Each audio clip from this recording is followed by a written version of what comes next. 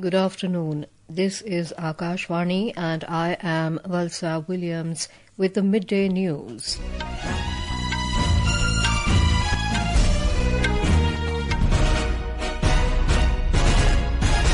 The headlines. Both houses of Parliament adjourned sine with passage of 12 bills during Monsoon Session.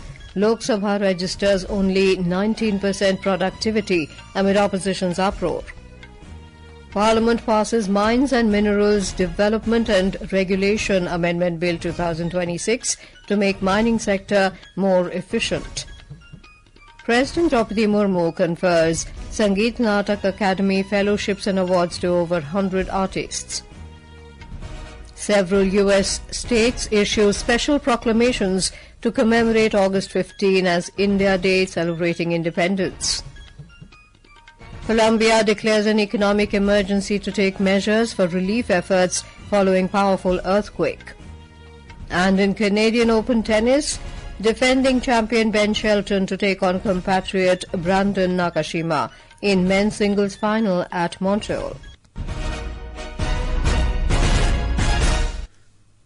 Both houses of Parliament have been adjourned sine die.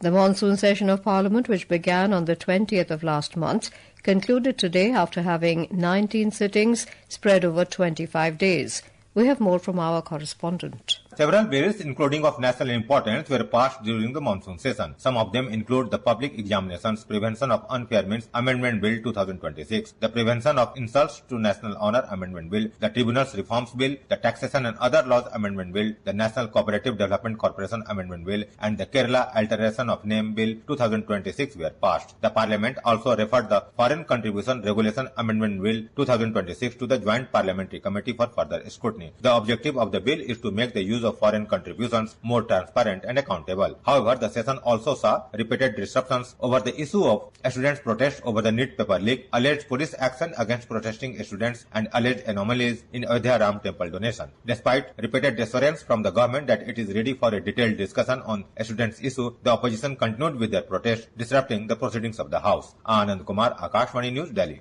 In his concluding remarks, Rajya Sabha Chairman C.P. Radhakrishnan expressed concern over the repeated disruptions in the House. He said the floor of the House was open, but the members did not make the fullest use of the opportunities available to them to raise the voice of the people.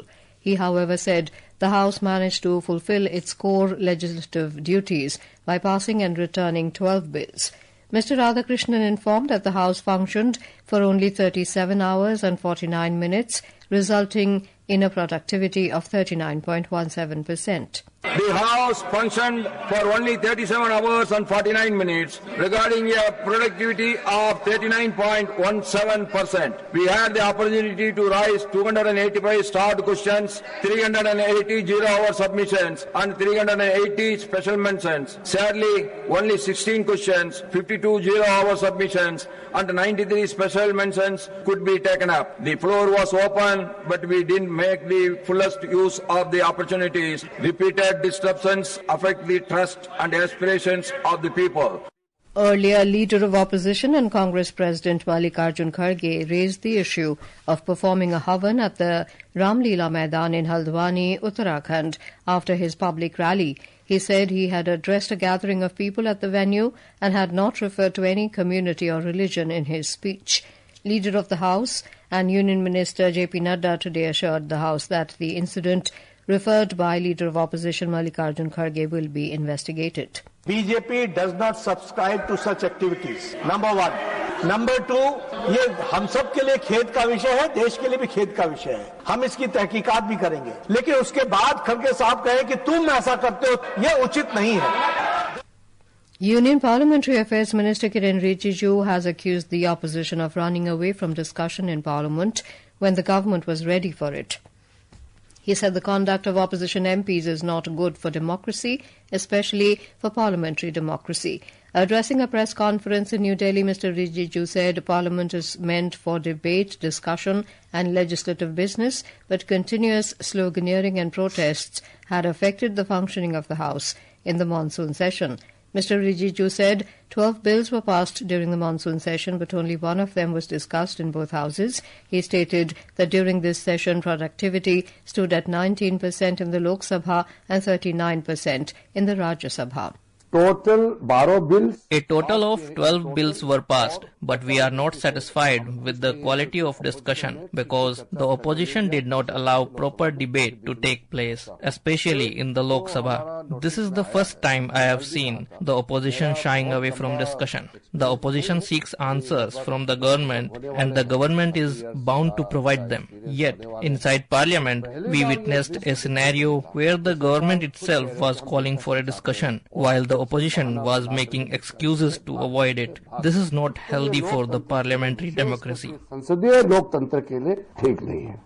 Parliament has passed the Mines and Minerals Development and Regulation Amendment Bill 2026, with the Rajya Sabha approving it today.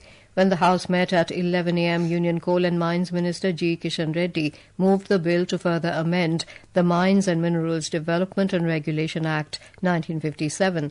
The bill aims to make India's mining sector more efficient, investment-friendly and well-equipped to fulfill the country's growing demand for critical minerals. Replying to the discussion over the bill, G. Kishan Reddy said the government has ensured transparency and conducted auctions to manage these mining resources properly. The government is committed to ensuring uniform mineral rates across the country. With transparency at its core, the government has worked tirelessly for the welfare and development of the country over the past 12 years.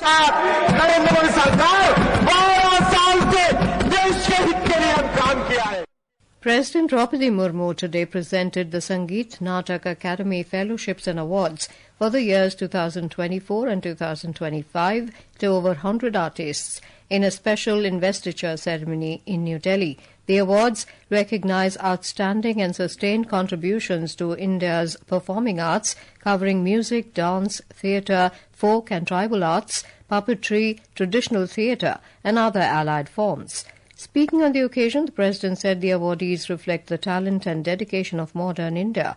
The President noted that the country's music has numerous systems, dances have many styles, and folk theatre has countless forms. जो कलाकार आज सम्मानित हुए हैं, वे मिलकर भारत का एक सांस्कृतिक मानचित्र प्रस्तुत करते हैं। ऐसा मानचित्र जिसमें इस देश की मिट्टी से उपजे कथाएं और गीत जुड़े, विविधता से भरी इस धरती के नृत्य और उत्सव समाया हुआ है। इसकी भाषा बोलियों की सदियों से बनती आ रही संस्कृतियों की वही बसी हुई है।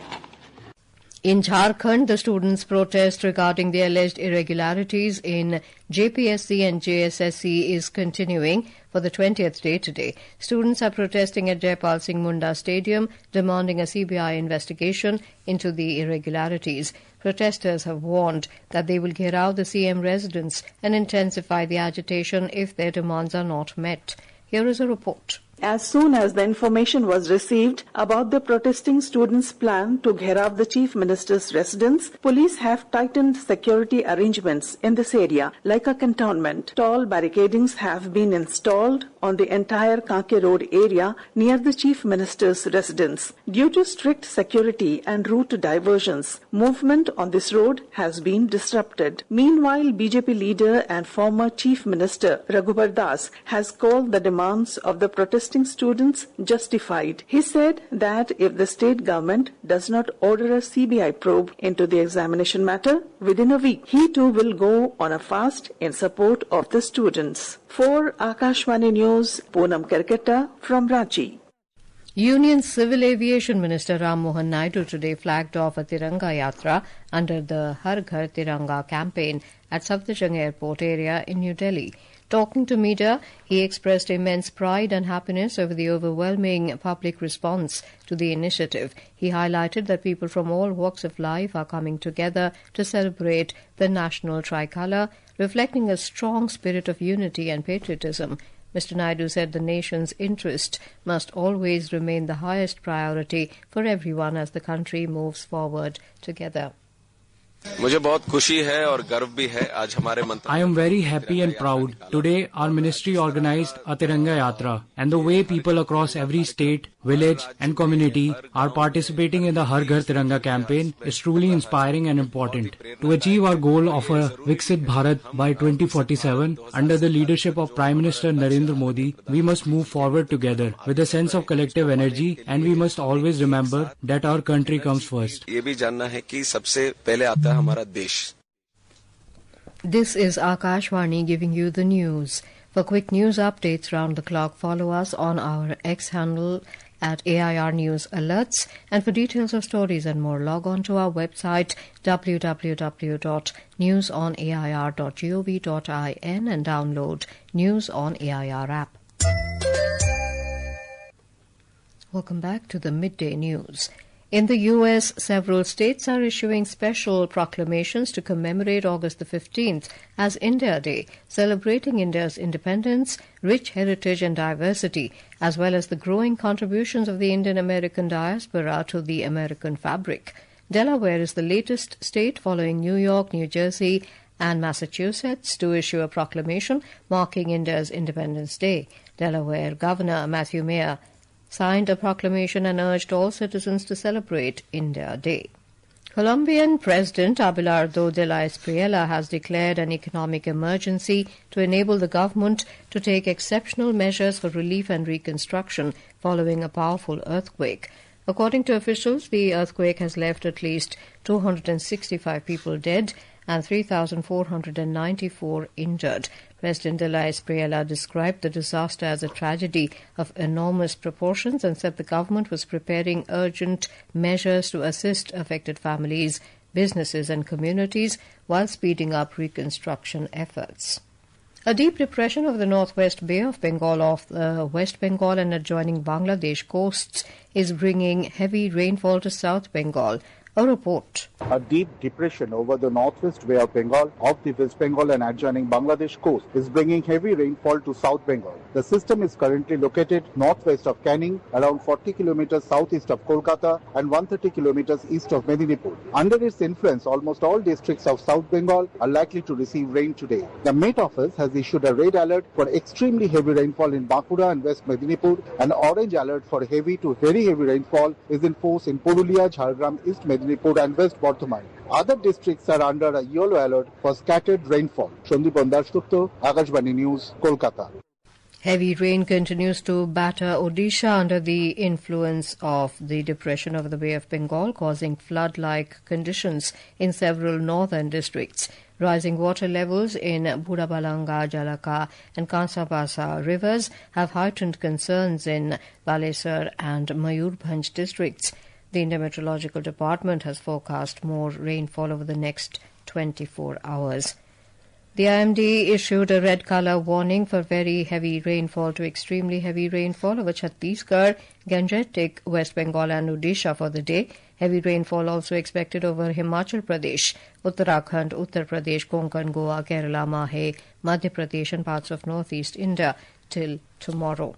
In Canadian Open tennis, defending champion Ben Shelton will face Brandon Nakashima after both Americans advanced in straight sets to the final in Montreal this morning. The final will be played in Montreal tomorrow. American Brandon Nakashima defeated Spain's Rafael Jodar 7-6, 6-4 in the men's singles semi-finals at Montreal this morning to reach the Canadian Open final. And now, before we end the bulletin, the headlines once again. Both houses of Parliament adjourned sine die with passage of 12 bills during monsoon session. Lok Sabha registers only 19% productivity amid opposition uproar. Parliament passes Mines and Minerals Development and Regulation Amendment Bill 2026 to make mining sector more efficient. President Droupadi Murmu confers Sangeet Natak Akademi fellowships and awards to over 100 artists. Several U.S. states issue special proclamations to commemorate August 15 as India Day for celebrating independence. Colombia declares an economic emergency to take measures for relief efforts following powerful earthquake.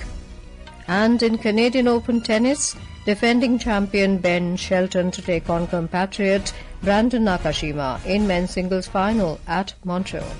With that, we end the Midday News.